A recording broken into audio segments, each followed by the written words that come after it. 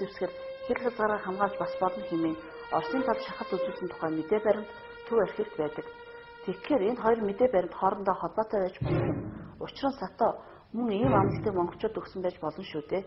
Гуравдугаарт мэдүүлэлд гадаад Монголыг тусгай автономит Оросын нэгэн мужуулах гэсэн хэрэг Хятадын гадаад яамны сайдтай уулзаж Оросын элчин сайд Карахантай заалтаж дараа нь Карахан хөөгцөн гэсэн нь зөвлөх Хятадын хэлцээрд орсон Монголын тухай заалтыг гуйлсан мэт боловч үнэн дээр тагнуудын мэргэжлийн үүднээс үзвэл гайхаад байх зүйл биш юм.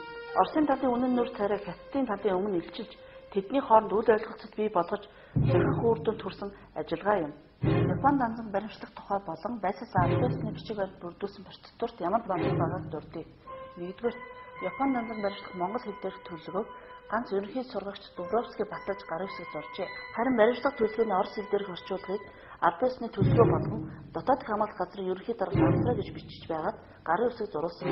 Мөн баримтлах ойр дээр ерөнхий дарга намсраа гарын хэсэг зуржээ. Энэ хоёр баримт бичгийг ерөнхий сургагч Дубровский батлажээ. Тэгэхээр Япон данзан баримтлах ажиллагааг хэрэг дээрээ зөвлөлтийн сургагч нар зохион байгуулсан байна. Хоёрдугаар Япон данзаны өгсөн ганц мэдүүлэг байцаагчийн нэр гарын хэсэг байдаггүй. Байцаагчсан данзан гэсэн ганц гарын хэсэг байдаг. Мэдүүлгийн орос орчуулга бас байдаггүй. Тэгэхээр баримтлах төлөвөг орсоор орчуулж батлуулж авсан зөвлөлтийн сургагч нар Япон данзан өөрсдөө байцааг далд бодолтой байсан бололтой. Түүнийг 1932 оны 2 дугаар сарын 24-нд баримтчилсан бөгөөд нэг удаа мэдүүлэг аваад 2 дугаар сарын 26-нд тэр үеийн галзуугийн эмнэлэгт хэвтүүлжээ. Япон данзан ерөөс эмнэлэгт хэвтүүлэх санаачлагыг дотоод хамгаалах газрын монгол ажилтнууд гаргаж яг галзуугийн эмнэлэгт хэвтүүлэхийг нь зөвлөлтийн сурагч нар зохион байгуулсан байж болохыг баримтууд харуулдаг. Баримтчилагдагч данзан 1932 оны 6 дугаар сарын 1-нд насарсан тухай албан бичиг актыг 6 дугаар сарын 2-нд тус больницын эрхлэгч профессор Ильинээс дотоод хамгаалах газрын даргад ирүүлжээ. Орос хэл дээрх энэ хоёр бичигтч зөвлөлтийн сурагч эмч нарын булхаанд дутаан үлджээ.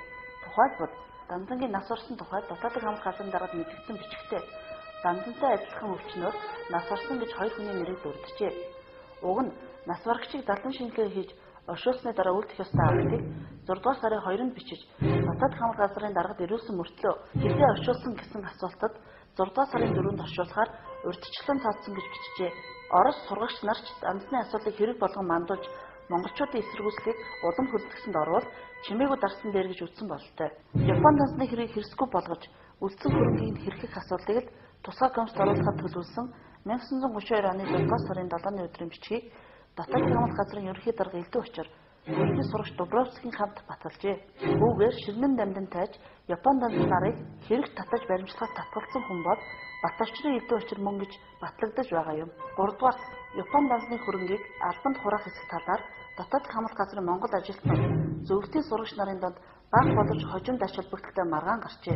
Монгол ажилтнууд Япон данзнаас өгсөн хөрөнгийг албанаа хураана гэж самт тавьсныг зөвлөлтийн сурагч нар төрөл садантан шилжүүлэх ёстой гэж эсвэргүүцсэн байна. Хэрэв зөвлөлтийн сурагч нарын саналаар асуудлыг шийдсэн бол ажуун данзны урд хадгалж байсан Монголын түүхэнд холбогдох чухал баримт бичгүүд тэдний гараар дамжин өргөдөх байсан болов уу? Тиймээс ч монгол ажилтнууд ерөнхий сайд гэмтний тушаалаар уг хөрөнгийг албанаа хурах шийдвэр гаргуулж баталгаажуулсан гэжээ. Япон хэмээх ажуун данзны өөртөө хадгалж байсан Монголын гадаад харилцааны байгууллагууд тусгай албадын түүхэнд холбогдох цорын ганц хувь болох баримт бичгийн заримыг үзүүлье. 1. Ажуун данзан 1917 онд Япон улсад явхад Богд хааны засгийн газрын гадаад хэргийн тэргүүн сайд хичээнгүйгээс цэрэнд орчоос шийтгэн улгасан паспорт буюу хамгаалах тэмдэг бичиг. 2. Мөн хичээнгүй сайд цэрэнд орчоос 1927 онд бичиж ширнэн дамжин хэмжээр ажуун данзанд явуулсан захитай. 3. Манжуур Японы консулын ажилтан Мацудара Такакишаас 1927-оос 1928 оны үед ажуун данзанд бичсэн захидал. 4. Автономитыг устгах үед гамин тушааж өгсөн зэвсгийн тоог сангийн яамны сайд солийн данзнаас олж аваад хамгаалсан данзны хуулбар. 5. Ажуун данзан хаалган дахь төлөөлөгчөөрөө төмөлж олгосон харилцан тусалцах оршоо Монцонкопийн эрхийн бичиг. Эцэстэн ширнэн дамдан тайж ажуун данзан намжлын хаян хороонорт холбогдох хэргийн материалуудыг судалж үзээд бидний хийсэн дүгнэлт бол 1-р Монголын тагнуулчид хэдийгээр зөвлөлтийн сурагч нарын гардаар хяналт шахалтанд ажиллаж байсан ч боломжтой тал даргаар эсэргүүцэж байсан байна. Гэвч дотроо яаж тохирсныг зөвлөлтийн сурагч нарт мэдэгддэг ганц нэг ажилтан байсан нь мэдрэгддэг. Тэр үе зөвлөлтийн сурагч нар дотоодын хамгаалалт газрын ажилтнууд дотроос өөрийн талд эсгэлдэг байсан мэдээж юм боловч тэр нь тийм байжээ гэх маслах баримт байхгүй.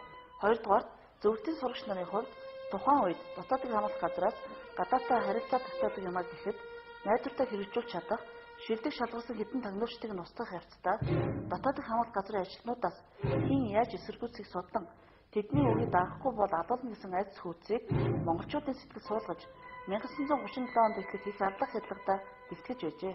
Бидний үзэж буйгаар монголчуудын үндэснээ нэгтгэх, нэгдсэн улсаа байгуулах гэсэн олон жилийн тэмцэл өрсөлдөөн нь хаант Орос ба зөвлөлт орсон геополитиктэй зөрчилдөж, улмаар зөвлөлт төрийн зүгээс 1921-с 1940-од онд Монгол өргөн хүрээнд хэлмэгдүүлэлт арлаг хялтлага явуулах улс төр эдийн засгийн шалтгаануудын шалтгаан болсон юм.